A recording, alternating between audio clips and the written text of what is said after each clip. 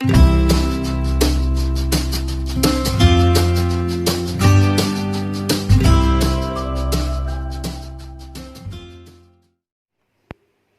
तो मेरे 9th class के बच्चों, आज मैं आपको वापस आपका मेरे चैनल में वेलकम करती हूँ और उम्मीद करती हूँ कि आपको अब तक जितना मैंने पढ़ाया है वो पूरा समझ में आ गया होगा। इसी के साथ अपने चैप्टर को वापस कंटिन्यूटी में लेते हुए आज का टॉपिक है गैसेस स्टेट। ये वो स्टेट होती है बेटा जिस स्टेट के अंदर सबसे ज़्यादा पार्टिकल्स जो हैं वो लूजली पैक्ड होते हैं, या आप ये कह सकते हो जिनके पार्टिकल्स के अंदर सबसे ज़्यादा गैप होता है। यानी पार्टिकल्स में जो इंटर पार्टिकल स्पेस है वो बहुत ज़्यादा होता है, maximum space between the inter particles.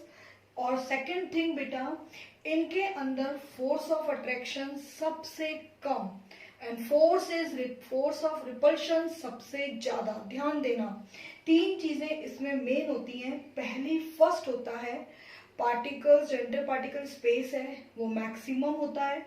Second, force of attraction minimum होता है। फोर्स ऑफ रिपल्शन मैक्सिमम होता है। इसी कारण बेटा इनमें एक नई टेंडेंसी डेवलप होती है, हाई वॉलिडिटी, यानी कि ये बहुत जल्दी ब्लो हो जाती हैं, एक जगह से दूसरी जगह पर पहुंच जाती हैं। और इसीलिए इस स्टेट को हम क्या कहते हैं? गैसेस स्टेट कहते हैं। गैस स्टेट के अंदर जो प्रॉपर्टी डेवलप हुई वो प्रॉपर्टी उसके अरेंजमेंट ऑफ पार्टिकल से डेवलप हुई थी। पहला, नो डेफिनेट शेप, यानी कि आप इधर देखिए, जब इनके पार्टिकल्स बहुत ज्यादा फार अपार्ट होंगे, यानी उनमें इंटर पार्टिकल स्पेस बहुत ज्यादा होगा, तो आपके लिए इतनी दूर दूर है, दिख रहा है ना ये। अब इनके बीच में क्या होगा? इतना ज्यादा गैप होने से, इंटर पार्टिकल स्पेस होने से, पहली चीज इनमें कौन सी चीज अप्लाई नहीं होगी? इनके अंदर फोर्स ऑफ अट्रैक्शन जो है वो आपके लिए क्या हो जाएगा? बहुत लेस, या ये कह दें लीस्ट हो गया। ठीक है। उसके बाद में आपके लिए सेकंड थिंग, इनमें फोर्स ऑफ रिपल्शन लगेगा, ये दूर भागेंगे। और इसके कारण बेटा इनका कोई भी डेफिनेट शेप नहीं होगा, क्योंकि शेप के लिए जो फोर्स रिस्पॉन्सिबल है वो फोर्स कौन सा है? Force of attraction. उसके बाद में आपके लिए आता है बेटा second thing, no fixed volume. क्यों नहीं होता? क्योंकि बेटा वॉल्यूम का मतलब होता है आपके लिए स्पेस, ठीक है, the amount of space occupies by the matter. अब आपके लिए इसमें वॉल्यूम फिक्स क्यों नहीं हुआ? क्योंकि जब पार्टिकल्स के अंदर बहुत ज्यादा स्पेस होने लगेगी, ध्यान से देखना, तो इनके अंदर मूवेबिलिटी आने लगेगी, मूव करने लगेंगे, और उससे एक नई टर्म डेवलप होती है काइनेटिक एनर्जी, जो मैं आगे वाले वीडियो में आपको पूरा समझाऊंगी। ये जो काइनेटिक एनर्जी है, ये काइनेटिक एनर्जी आपके लिए डिपेंड करती है वेलोसिटी या स्पीड ऑफ पार्टिकल्स। जब स्पेस ज्यादा है तो मूवमेंट ज्यादा होगा, जब मूवमेंट ज्यादा होगा तो काइनेटिक एनर्जी ज्यादा होगी, इसलिए उनका कोई भी फिक्स वॉल्यूम नहीं होगा। इसी के कारण इनमें दोनों टर्म्स जो मैंने प्रीवियस वीडियो में आपको पढ़ाई थी, सॉलिड की रिजिडिटी भी नहीं मिलेगी और आपके लिए लिक्विड की फ्लूडिटी भी नहीं मिलेगी। फ्लूडिटी तो फिर भी थोड़ी बहुत हम मान लेते हैं गैसेस में होती है, जो हम वॉलिडिटी के अंदर कंपेयर ले लेते हैं, लेकिन इनमें रिजिडिटी नहीं होती क्योंकि डेफिनेट शेप नहीं है, नो फिक्स्ड वॉल्यूम। अब इनके अंदर बेटा एक नई टेंडेंसी डेवलप होती है, जो होती है कंप्रेसिबिलिटी, जो सबसे ज्यादा एग्जाम में पूछी जाएगी, और उसी से इनके अंदर एक नई प्रॉपर्टी डेवलप हुई। ये प्रॉपर्टी सबसे ज्यादा एग्जाम में पूछी जाती है कि आप लोग सीएनजी या एलपीजी को सिलेंडर में फिल कैसे करते हैं, या गैसेस आपके लिए वेसल्स में क्यों फिल हो जाती है।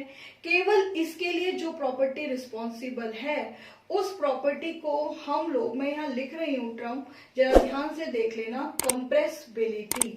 आप ध्यान देना, ये बहुत काम आएगी। कंप्रेसिबिलिटी वो टेंडेंसी होती है जिसमें स्टेट ऑफ मैटर चेंज होती है बाय अप्लाइंग प्रेशर।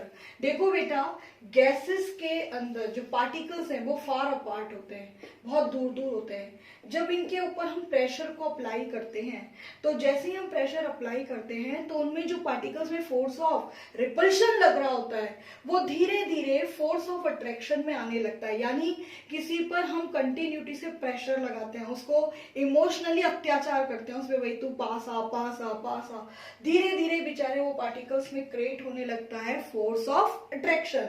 और उस फोर्स ऑफ अट्रैक्शन के कारण धीरे धीरे धीरे धीरे पार्टिकल्स जब पास आएंगे तो उसकी स्टेट गैसेस से किसमें कन्वर्ट होती जाएगी, लिक्विड में चेंज होती जाएगी। यानी कि हम गैस को किसमें फिल कर सकते हैं, वेसल्स में। इसीलिए कंप्रेस्ड नेचुरल गैस सीएनजी की फुल फॉर्म बनी, लिक्विफाइड पेट्रोलियम गैस भी एलपीजी फुल फॉर्म क्यों है, क्योंकि इन पर प्रेशर अप्लाई करके हमने जबरदस्ती सिलेंडर में भरा है।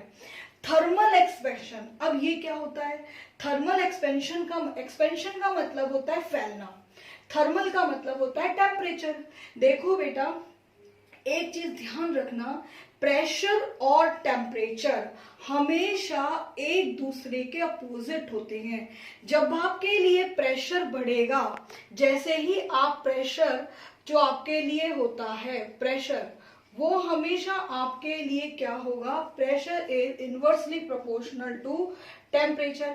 जब आप प्रेशर बढ़ाते हो कंप्रेसिबिलिटी में तो टेम्परेचर कम होने लगेगा, पर जब आप टेम्परेचर बढ़ाओगे तो प्रेशर क्या होने लगेगा, आपके लिए कम।